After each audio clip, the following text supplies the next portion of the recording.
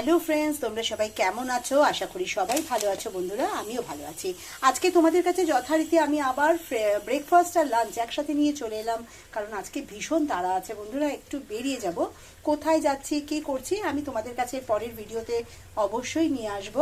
তো যেটা নিয়ে নিয়েছি আজকে সকালবেলা, আমি আজকে চিড়ে আর এই যে দই, টক দই আর এখানে গুড়ের লাল বাতাসা, এই যে এইটাই আমার ব্রেকফাস্ট। আর আছে একটা ডিম সেদ্ধ, এটা দিয়ে আমি ব্রেকফাস্ট করে নেব। আর লাঞ্চের জন্য তৈরি করে নিয়েছি ভাত, এই যে ভাত হয়ে গেছে। আর এখানে যেটা চলছে সেটা হচ্ছে এই যে মাটন কষা, মাটনটাকে কষাচ্ছি একদম, একটু কষা কষা রাখবো আজকে, ঝোল করব না।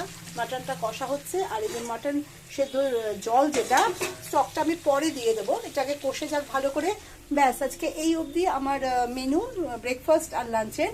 বেশি কিছু করে উঠতে পারিনি আজকে, একটু তাড়াতাড়ির জন্য। তোমরা কে কে আজকে লাঞ্চ আর ব্রেকফাস্টে করছো আমাকে কিন্তু অবশ্যই জানিও বন্ধুরা।